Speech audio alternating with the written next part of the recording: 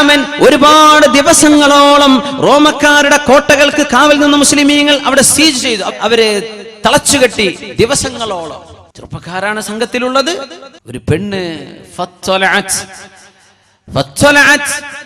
ഇംറഅത്തുൻ ഹസനാ, സൗന്ദര്യമുള്ളൊരു പെണ്ണ്, മിൻ ശുർഫതിഹാ, ആ കോട്ടയുടെ മേലയിലെ കിളിവാതിലിലൂടെ പുറത്തേക്ക് ഇങ്ങനെ നോക്കി നിൽക്കുമ്പോ റോമക്കാർ എന്ന് പറഞ്ഞാൽ യൂറോപ്യൻസ്, ഇന്നത്തെ യൂറോപ്യൻസ്, അതിനാണ് റോമക്കാർ എന്ന് പറയാം. സൂറത്തുർ റൂമില്ലേ ഖുർആനിൽ, സൂറത്തുർ റൂം ചാപ്റ്റർ റോം, ചിലരൊക്കെ യൂറോപ്പ് എന്നാണ് എഴുതുക ട്രാൻസ്ലേറ്റ് ചെയ്യുമ്പോൾ. അന്നത്തെ റോമക്കാർ അത് ഇന്നത്തെ ഒറിജിനൽ യൂറോപ്യൻസ് ആണ്.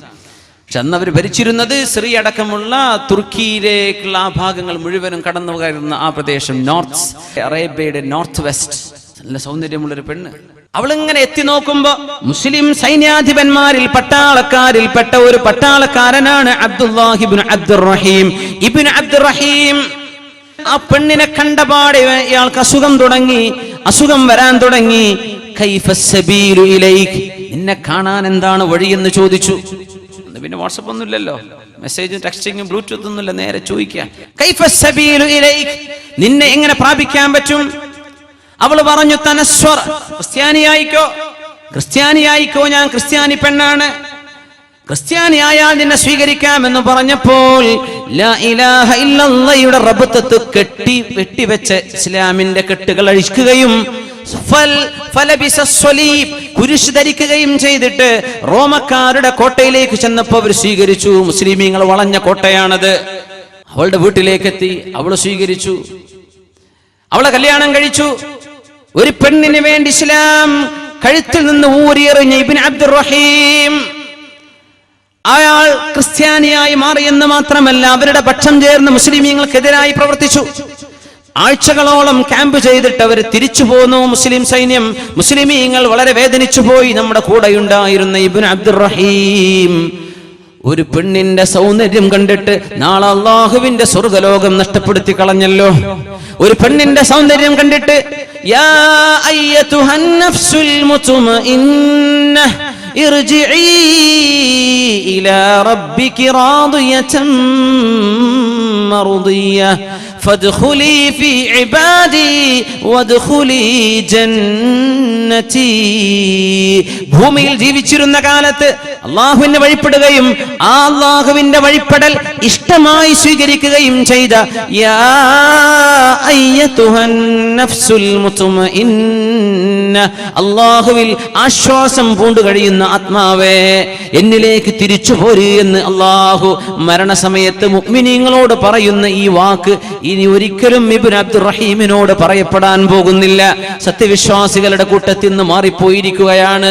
തനസ്വറ, ക്രിസ്ത്യാനിയാണ്, സ്വലീബ് ധരിച്ചിട്ടുണ്ട്, കുരിശ് ധരിച്ചിട്ടുണ്ട്. ഇനി മുതൽ അല്ലാഹുവിന്റെ ദീനിന്റെ ശത്രുവാണ്. കാരണം എന്തേ? ഒരു പെണ്ണ്. ഒരുപാട് മാസങ്ങൾ കഴിഞ്ഞ് മുസ്ലിമീങ്ങൾ ആ വഴിക്ക് ഇങ്ങനെ പോകുമ്പോ, അന്ന് ആ കോട്ടവർക്ക് നഷ്ടപ്പെട്ടിട്ടുണ്ട്. ആ വഴിക്ക് ഇങ്ങനെ പോകുമ്പോ അവർ ചോദിച്ചു അവരോട്, അല്ല, ഞങ്ങളുടെ കൂട്ടത്തിൽ നിന്ന് അന്നൊരാൾ നിങ്ങളിലേക്ക് കൂടിച്ചേർന്ന് ക്രിസ്ത്യാനിയായി മാറിയ ഒരു ഇബ്നു അബ്ദുറഹീം ഇപ്പോൾ ഇവിടെയുണ്ടോ? അവർ പറഞ്ഞുണ്ട്. എന്താണ് അയാളുടെ അവസ്ഥ? അയാൾ ആ പെണ്ണിനെ കല്യാണം കഴിച്ച് ജീവിക്കുന്നുണ്ട് ഇവിടെ.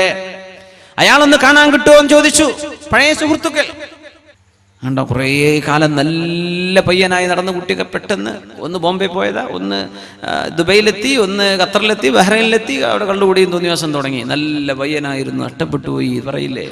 അള്ളാഹു കാത്തുരക്ഷിക്കുമാറാകട്ടെ, അള്ളാഹു കാത്തുരക്ഷിക്കുമാറാകട്ടെ. എത്ര നല്ല മക്കളുണ്ട്, നല്ല അച്ചടക്കമുള്ള മദ്രസയിൽ 5ലും 10ലും റാങ്കും അതിൻ്റെ അപ്പുറം വാങ്ങി നല്ല അന്തസ്സിൽ ജീവിച്ചിരുന്ന മുസ്ലിം കുടുംബത്തിലെ കുട്ടികൾ കണ്ട ഹിന്ദുവിൻ്റെ കൂടെയും ക്രിസ്ത്യാനിൻ്റെ കൂടെയും തോന്നിവാസം ചെയ്യുന്നവരുടെ കൂടി ഇറങ്ങിപ്പോകുന്ന എത്ര മക്കളുണ്ട്. അള്ളാഹു കാത്തുരക്ഷിക്കട്ടെ.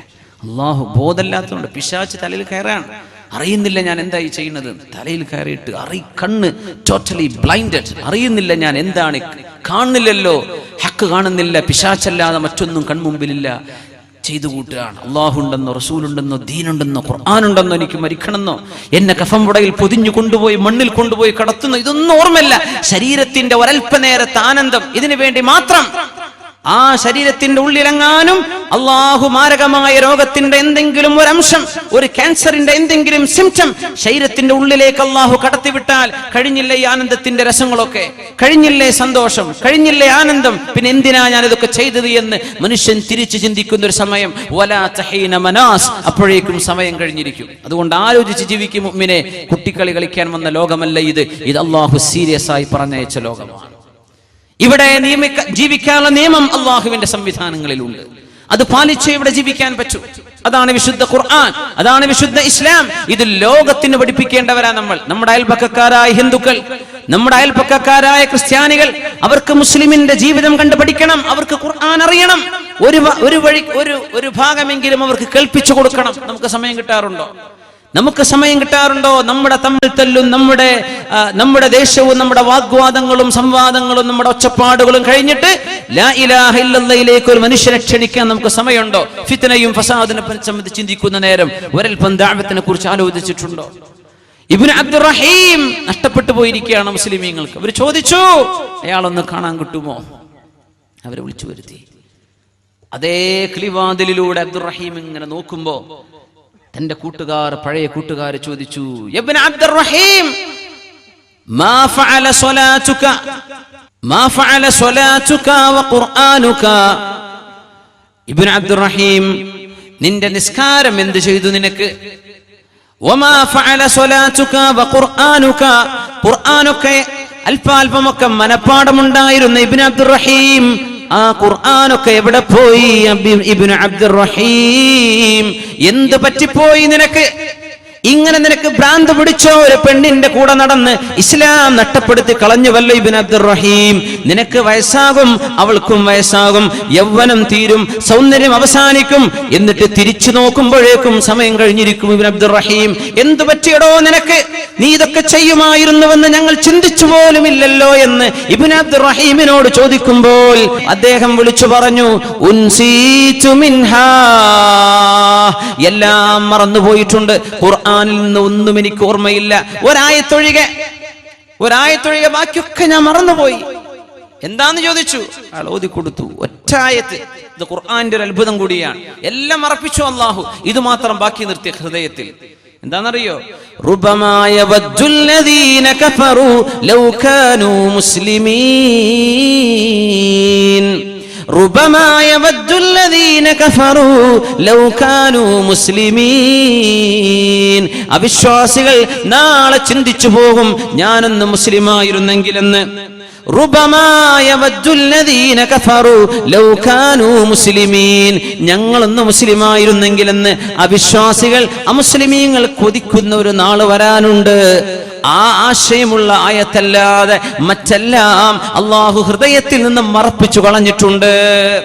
വല്ലൈലി ഇദാ യഗ്ശാ വന്നഹാരി ഇദാ തജല്ലാ വമാ ഖലഖൽ ദകറ വൽ ഉൻസാ ഇന്ന സഅയകും ലശത്താ ഫഅമ്മാ മൻ അഅതാ വത്തഖാ وصدق بالحسنى فسنيسره لليسرى وأما من بخل واستغنى وكذب بالحسنى فسنيسره للعسرى وما يغني عنه ماله إذا تردى.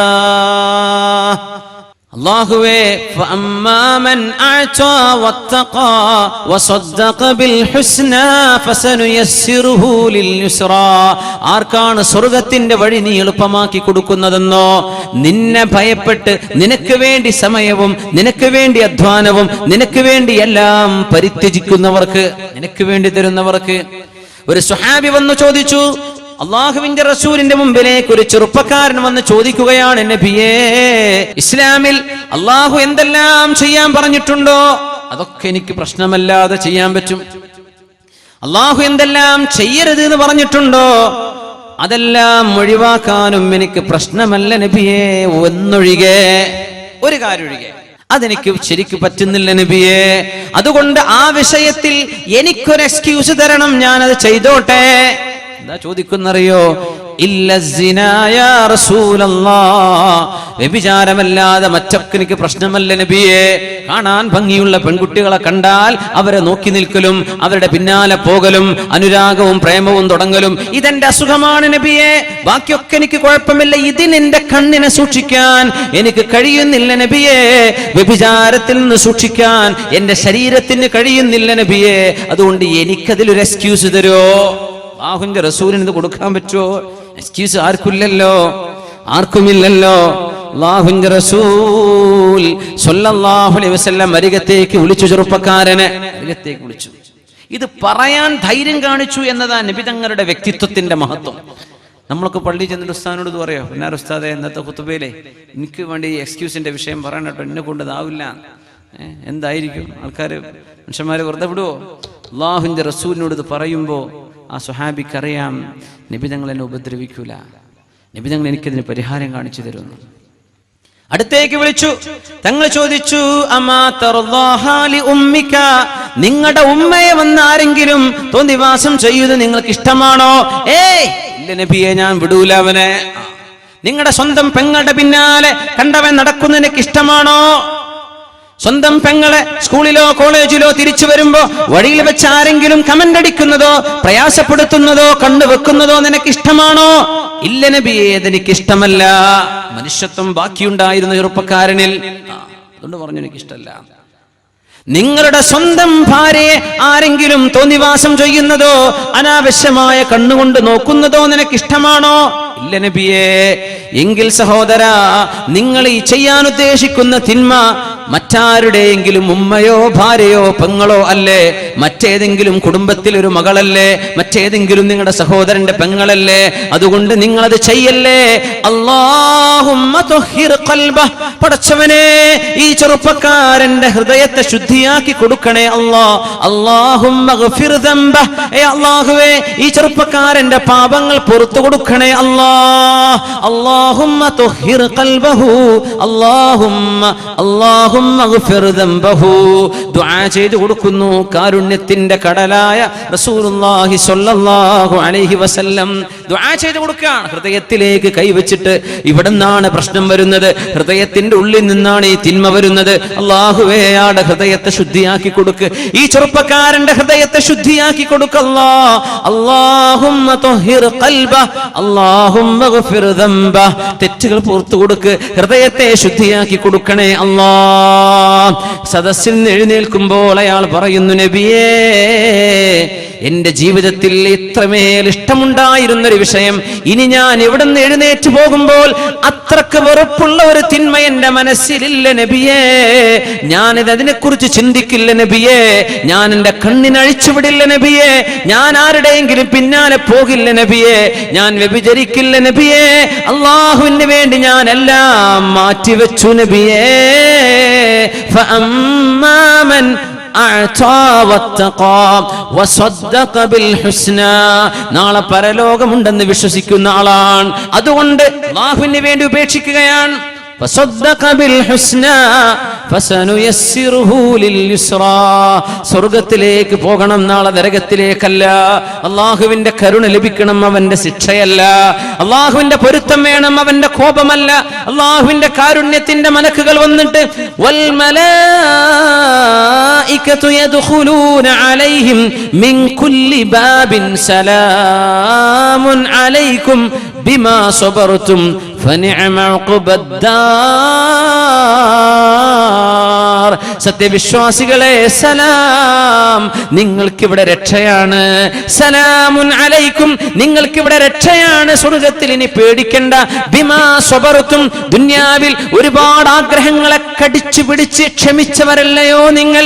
ഇവിടെ നിങ്ങൾക്കിനി ഹറാമുകളില്ല, സ്വർഗ്ഗത്തിലെല്ലാം ഹലാലുകളാണ്. വേണ്ടത് ചെയ്തോളൂ എന്ന് സ്വർഗവാസികളോട് സലാം എന്ന് മാലാഖമാർ പറയുമ്പോൾ ഫസനുയസ്സിറുഹു ലിൽയുസ്റാ, ആ വഴിയിലേക്കാണ് നമുക്ക് പോകാനുള്ളത്. അല്ലാഹു സുബ്ഹാനഹു വ തആല സ്വർഗ്ഗത്തിന്റെ വഴി നമുക്ക് എളുപ്പമാക്കി തരട്ടെ.